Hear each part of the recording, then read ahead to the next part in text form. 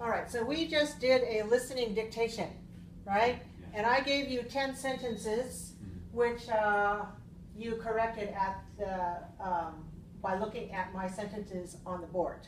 Yeah. And when you do a listening dictation, there are many things you have to understand and then be able to write. So taking a dictation in another language is not easy, is it? Is it easy? This or one, difficult? Yeah. This one, you see it. It's hard for me. Maybe That's hard for you. Half, right? So yeah, so even more than half. so that's okay. That's okay. Mistakes are good. Mistakes are good if you can learn from them. There are different kinds of mistakes or errors. So I want to talk to you about what your errors are, and then analyze them, so we can find out how come you made an error and how you might be able to correct it in the future. So some of the errors are because of listening and you can't hear clearly what I said, Yes. right?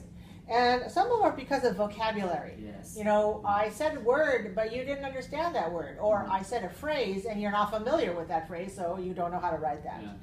And then sometimes you also have some errors that are related to grammar, because you don't know the grammar of English sentence structure quite well yet. Yeah. And so as you're listening to something, you might miss something, or you might add something that doesn't belong there. Yeah. So how about we take a look at what you wrote, and then we can figure out what kind of errors you made. You want to share the notebook with me? Okay. So in your first sentence, when I said that Nancy, I said Nancy is sitting near Ned, and I told you that there were two names in this. One is Nancy and one is Ned, and so you were able to write those two. Nancy is sitting near Ned in the front row of the auditorium. Now, you wrote seating, S-E-A-T-I-N-G, instead of sitting. So I can classify this error as both listening and vocabulary. Yeah. Why is that? Well, because the sound E and I, these are vowel sounds. They're very close together. Sit and seat are very close in pronunciation, so it's difficult to distinguish by ear, especially since in your language, in many languages, there's no distinction between these very close I and E sounds. So sitting and seating partly is because of the listening problem. The other problem is grammar, because if you know about verbs, what am I doing right now? I'm sitting. Before I was standing. Now I'm standing, but now I'm sitting. So if you know the verb sit, then you should know S-I-T, sitting. Now how about seat? Seat, the word seat can be both a verb and a noun. Yeah. So if you say, I am sitting in the first seat, and my husband is sitting in the seat next to mine, right? Then that is a noun. Those are now used as nouns. You can use the word seat as a verb when it means to place someone or something in a particular seat. So if we say you are catering a party and there are seats at specific tables, and the guests need to sit table 1, table 2, table 3, and so on. Maybe you have someone who is helping you at your party seat the guests. If I am that friend who is helping you, I can seat you at your table. I can seat them at their table. That means I show them the way to the table where they need to sit on their seats. So that word seat can be both a noun, that is like a chair, or in an auditorium, you know, when you go to watch a show, then maybe you will be in row R, seat number 7, and row R, seat number 8. So those are seats, all right? So sitting here, two problems, ear, I, and also in the understanding of the grammar of the noun, seat, and the verb sit. Nancy is sitting near Ned, that was fine, in the front row, and instead of writing row, R-O-W, you wrote road, which is like a street. Okay, so perhaps you didn't understand the word auditorium, Yes. right? So auditorium is a new word for you. I told you in Chinese the name. The word is 礼堂 Yeah, 就是会堂。会堂 Yeah. 会堂 I see it. I can Yes. understand. So this is a word that you can read and understand. You can recognize the written form of the word auditorium. But when you hear the word auditorium, it doesn't connect This with is a new word for so me. it's a new word for you, especially in your ears, right? So auditorium, how many syllables? Auditorium. Auditorium. Auditorium. Auditorium. Auditorium. Five. 4, 3. So 5, 3. 5, 3. Okay, so auditorium. So when you hear O-A-U-D, odd, this is the prefix that means hearing. For example, audio, as in audio record or audio tape. So auditorium is a room where you listen, like a 会堂, a place where you go for a meeting and you listen to some speaker or watch an opera or listen to singers. Okay, so if you know the word auditorium, then maybe you would know how to spell it, but that was a vocabulary error. How about the word row? Row. Yeah, so do you know the word row? Why did you write the word road? Yeah, 9. So can you analyze the reason that you wrote R-O-W instead of R-O-A-D? Sorry, you wrote R-O-A-D, road, 路 instead of row. 几行几行。你想一想，分析一下，你为什么写了 road 没有写 road？ Guess the sentence meaning. Oh, you guess the meaning of the sentence? Yeah. Okay, all right. And when I told you it was Li Tang, maybe I should have said Hui Tang, but I said Li Tang, then that didn't give you a hint as the... You say auditorium. Yeah, I know this the meaning. But I don't know how to write. Right, I understand that. You understand the meaning, but you don't know how to write it. But I want to know, how come you didn't know row? And row. Yeah. Yeah, I just think maybe in front of. Oh, in front of, like in front of the building. Yeah, okay, I understand. Okay, so in the front row of the auditorium. Okay, so here's another part you missed of the. In your of the you wrote at. Okay, so if you talk about something inside, you could say how many rows are there in the auditorium? I will sit in the 7th row. My friend is sitting in the 10th row of the auditorium. So row of the auditorium means the row is inside the auditorium. Okay, let's go to the second one. So I told you Dan connected with 9 friends on LinkedIn. And at first first time you listened, you didn't understand that sentence. Yes. Okay. And then the second time I said that, you understood. Yeah. Yeah, you got that? Yeah. Okay, which word was hard for you? At the beginning. Do you remember why at first you said you didn't catch the meaning? Dan. Okay. I'm not sure Dan how to write. Oh, how to write Dan.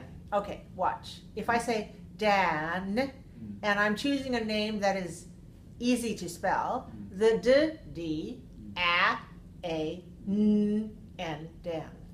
All right, so Dan, short for Daniel, often short for Daniel, okay. Dan, connected, you got that right except for a little spelling mistake there, but pretty close. And you got 9 friends. However, you missed the word with, right? You said connected 9 friends. Yeah. Now, what is the difference between Dan connected 9 friends and Dan connected with 9 friends? So both of those could have meaning. If you say Dan connected 9 friends, that means the 9 friends were connected. But if you said Dan connected with 9 friends, then each friend is connected with Dan. But the first one, without the word with, if you just say Dan connected them, that means connected them with each other. So connected with 9 friends means including them, right? And I told you LinkedIn was the name of the company. The first time I said it, do you recognize LinkedIn? Yeah, I know LinkedIn. Okay. This is company. Yeah, it's a company. Yeah. It's a company. A famous company. Right. I did. Bought it. So I didn't know when I said it the first time, and you said you didn't catch it. Was that one problem for listening or not? LinkedIn. I mean, at the beginning, maybe you didn't understand. You can see it. You recognize LinkedIn when you see it. But did you recognize LinkedIn when I said it? That might be a little harder. It goes back to our lesson on ED. So if we take off the 2 parts, because this company name is really 2 parts put together, like many companies, like Micro and Soft and Microsoft together. Okay, so we have linked is the first word. And L-I-N-K, voiceless, ED has to be pronounced t. And then we have linking. We have link, and then we have tin. So LinkedIn. Right, LinkedIn is the way you should learn to hear it, right? Maybe when you see it, you're thinking a different pronunciation, but you can say LinkedIn. Yeah. Yes. Okay. Good. Let's go to the third one. I gave you the sentence that about Nellie, and I know the name was unfamiliar to you, but I also tried to choose a name that was easy to spell if you understand spelling system. N-E-O, Nell, Nellie. This is a common ending. You spelled it N-E-L-Y. That's okay. Names are hard because sometimes people spell names in different ways. But continuing, I said analyzed. Okay, Nellie analyzed the numbers and knows how to solve the problem. So you had trouble with the word analyzed. Yes. I told you the meaning in Chinese is 分析. Yeah. Is that right? Yeah. Right. So when I said 分析, then you said you knew this word analyzed. Yeah, but I don't know how to write correctly. Oh, okay. So you knew the word, but you didn't know how to write it. And so you spelled it in an unusual way. Maybe one way I would not understand it when I saw it. Okay. And analyze the numbers. And one of the words that you missed was a little word called the. It's an article. You wrote misspelled the word analyze, and then you put numbers without the words the. So analyze the numbers. It's easy for you to miss the words that we don't stress. We don't stress them. They are weak words. So this has to do with your grammar, your grammar knowledge, and listening, both combination. Okay, so Nellie analyzed the numbers and knows how to solve the problem. So you had trouble with the word solve. You know problem. I think you understand the word problem. Yeah. But you spelled it wrong. Yeah. Right? Okay, I think you spelled it with the 2 P's instead of the B in the middle. So you understand that vocabulary. So if you understand the vocabulary problem, what do we try to do with the problem? One of the common words, we call this a collocation. That means these vocabulary words occur together very often. And that is, we solve problems. So in this case, we solve the problem. So solve, S-O-L-V-E, solve. That is a verb. And you wrote saw, which is this way, okay? Knows how to saw. Now, if you were, probably that's a combination of listening, because solve and saw both have the s same and the aw same. The ending is different. But if you know grammar, you cannot say to saw. You can only say to see, right? To look, to hear, to recommend. You use the base form after the to. It would be infinitive form. Yeah. So if your grammar was on, then you would say, oh, I cannot say to saw. So it must be a different word. All right, so 2 problems there. To solve the problem. So solve the problem, this is a good phrase to know, right? We have a problem and we want to try to solve it. We want to solve it. Going on to number 4. I said there's a nice new brown Honda parked next to my green Camry in the parking lot. All right, so you got the first part. There's a nice new, and I think you understood Honda, but you misspelled it, right? Actually, this word sounds like the spelling is close because you Han, H-O-N, Honda, D-A, Honda. So that is a fairly regular word, but you missed the word brown. Did you misunderstand the color? I know 灰色 brown. No, actually 灰色 we consider it to be gray. Gray. 亮的 So 银亮亮银色的 So brown, you know, colors in different languages, it's interesting. There's not an exact word, but often it's translated as 棕色. 棕色 okay. But they're brown, all different kinds of brown. For example, the furniture in your room. Bear. Brown hair, right? Brown right. bear. Brown bear. Yeah. Mm-hmm. 灰熊 Oh, it's not. Oh, you call it a 灰熊? 棕熊 I don't know. Brown. The brown bear? The bear usually is 棕色 right? Yeah. Okay. Usually a bear's brown. There are also some black bears, but most of them are brown in color. And so my eyes are brown. How about your eyes? Your eyes? Brown? No. Brown? Mine are brown. Mine are not blue. Mine are not green. White. White? Or black. Or black. Okay. So if we look, when we talk about people's eyes, now you're going to get your driver license, right? And they will have to write down all your information, your birth date, your birthplace, your height, your weight, and the color of your eyes. Because the color of your eyes can't change too easily. Color of your hair can change. They have to write down the color of your hair if you don't change your color. But eyes are more difficult to change. So when they ask you about the color of your eyes, we never say white because everybody has white part. And we never say black, that's the pupil, and that grows bigger or smaller depending on how much light goes in. We only talk about the color of the iris. So if I can see your eyes, I would say they are brown. I think most Chinese people have brown eyes. So anyway, the brown, when you heard this sound, did you understand color or not? I guess a color. You guess the color? Yeah, I'm not sure what's color. Oh, you were not sure what color. Okay, and let's see. According to your writing, you didn't know the spelling of the color either. But now you know. Brown, so B-R, br, and O-W-N, own, brown. This word can rhyme with a word like down. Like, let's go down in the elevator, right? This D-O-W-N, down, rhymes with brown. Own, down. Okay, so now we are going to go to number, Camry, of course. This is a name of a car, so this is hard if you're not familiar with it. But again, I chose a word that it's spelled in a regular way. When I say cam, that's K-A-M, C-A-M, Camry, R-Y, Camry. And you wrote camera? Yeah. Yeah. Did you write camera? Yeah. I Did you understand camera? Yeah. 照相机? Yeah. Oh, okay. Yeah. Well, I'll tell you what. If there's a car parked next to my camera in the parking lot, it's a very dangerous situation. Then I'm really dumb to put my camera in the parking lot there. So the sense is not so good. But now you got it. Number 5, I said, a new neighbor from the Netherlands moved into my neighborhood.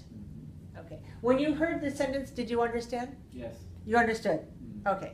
So what you didn't know how to write is the word neighbor. Neighbor and neighborhood. And neighborhood. So these obviously they belong to the same family. Neighbor is the person, and neighborhood is the place where your neighbors live, where you and your neighbors live.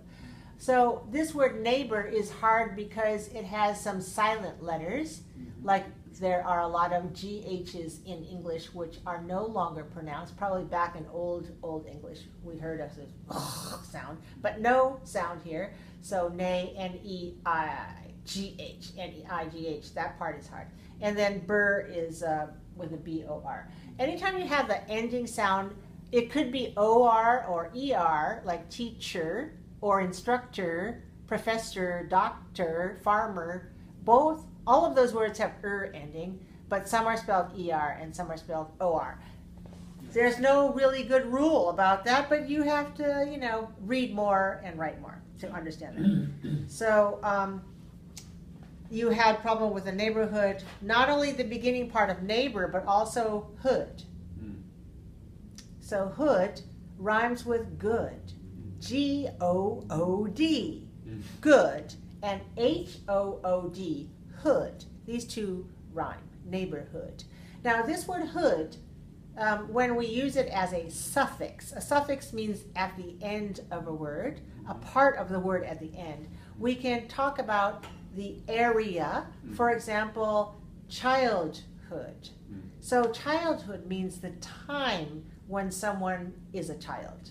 Adulthood is a period of time when you become an adult. So your kids are still in their childhood, whereas mine are in their adulthood. How about you? Also adulthood. Yes, I think so too. Right. Okay, one other problem that you missed is the word into.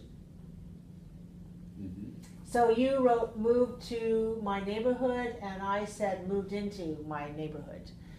Two things about listening. One is if you hear two syllables, into, and one syllable, two, that's a difference in the number of syllables that you hear. Another is linking. So moved into has a D that comes into the I, the letter I has a sound I. So moved into, if you say moved to and moved into, you're not going to hear that D sound. So those are parts of listening that can help you. Now, if I had said moved to my neighborhood, the grammar is okay, but I didn't say it that way. I said moved into. So what's the difference in moved to and moved into? Moved into emphasizes that the person moved inside of this area. So you can say moved to a new room or moved into, you say I moved into my new house. That means you're focusing on going to the inside of it. Okay, let's go to number 6. I think this might be hard because of phrases and maybe some cultural linguistic properties of this sentence. Anne is named after her second aunt on her mother's side. So I think that you didn't understand this sentence, right?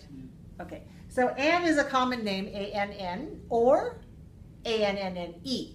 Those are two common spellings for the name Anne, A-N-N, that's the shortest one, or an extra E, which is not pronounced, which I guess we borrowed from French, because French has a lot of letters that we don't pronounce. Now, to be named after someone, this concept, this means that, okay, if we say this child is named after his father, this child is named after her mother. To be named after someone, this means to be given a name that is the same as someone else, some elder, usually in your family, or someone you respect. Usually someone you respect. Could be a family member. Oftentimes it's a family member in a previous generation, but sometimes it could be a family friend or someone who did something very helpful for you. So some people have the name, have you ever seen anybody with a name Junior after it? For example, John Smith and John Smith Jr. Have you ever seen that before? That means the father's name is John Smith, and the son's name is John Smith also. And so to distinguish these two, the second one is called John Smith, comma, Jr. And the older one becomes John Smith Sr. This is a case where the son is named after the father completely. Now, some people don't do it. Oh, and then also, if John Jr. wants to have a son and wants to make the child have the same name, gives the child John Smith, then it will be the third. John Smith the third. and it can be the fourth and fifth in many generations if they do this. Now, in Chinese culture, you don't name your children after their parents, right? So this concept is different. In some countries, this is a very common thing to do. And in America, there's so many different kind of cultures. So, for example, my nephew has 3 names, and his first name is what we call him, Kevin. His last name is Chan, which is the same as my last name because he is the son of my brother. My brother's son so he's named Chan. But the middle name is called Williams. Now, that's because his grandmother, one of his grandmothers, had a name Williams. So his parents named him after his grandmother's surname, something like that. I'm not sure. I don't know the woman, but so some people get the name like that. My mother has a middle name not from a family member. She wasn't named after her aunt, but she was named after a friend of her father's, an American person who helped him out a lot, who supported him and gave him help when he first came to this country. So that's how she got her middle name. In this sentence, Nellie was named after her second aunt on her mother's side. So here's the other thing. On her mother's side and on her father's side. Have you ever heard this expression? Aunt. Oh, an aunt? Okay. Do you know uncle? Yes. Okay. So uncle is a male. Yeah. And aunt is a female. Okay, got it. Now, aunt and uncle, of course, it's not as specific as in Chinese or Vietnamese or many Asian cultures. We have a special name for each person. In English, these are so general. We don't even know which aunt or which uncle, how are they related to you? So we often need to say on my mother's side or on my father's side. Okay, for example, let's take the word grandmother. If I say my grandmother, do you know if I'm talking about my lala or my nana? Nana. No, but if I say in English, I'm going to see my grandmother. I don't know. Oh, I received this from my grandmother. You don't know whether it's my lala or my nana. Yes. So in English, I mean in Chinese it's good because you have the specific name. Even in different dialect, because like in dialect, my parents' dialect, they speak Cantonese, so we call it pawpaw, right? So I have a pawpaw and a mama. Pawpaw and mama, like lala and nene, right? But in English, we only have the word grandmother. So how can I distinguish them? I need to say my grandmother on my mother's side. That's my lala. And my grandmother on my father's side. And that's my nene. It's so complicated in English. But that's the way we have it because we don't have the specific names. So this helps us. It doesn't help us perfectly. In case of grandmother, it's easier because usually you only have 2 grandmothers. But you have many aunts, right? So if I say my aunt is named after her second aunt on her mother's side, then how would you translate in Chinese? Mother side, 姥姥. Nope. 阿姨. Okay, but how do you translate the second aunt on your mother? It's 二姨 mama. 二姨. 二姨, yeah, right? 对. Okay, so this whole second aunt is on her mother's side. If I don't say on her mother's side and you just say second aunt, you don't know it's 二姨 or Maybe 二二舅妈. 二舅妈 or 二姑. 二姑、二舅妈. or 二嫂. Oh no,二婶不是. no, 不是那个. 伯母. 二伯母, right? Yeah. So in Chinese, there are 4 different names, all the different names for specific relationship. In English, we don't have that. So this one would be 二姨. So Anne is named after her second aunt on her mother's side. This means her 二姨, her second aunt on her mother's side, was also named Anne. Yeah. And so the mother, when she had the baby, I guess she must love her sister Anne, and maybe something special. She decided her daughter will also be called Anne. Maybe her sister Anne is still alive when the baby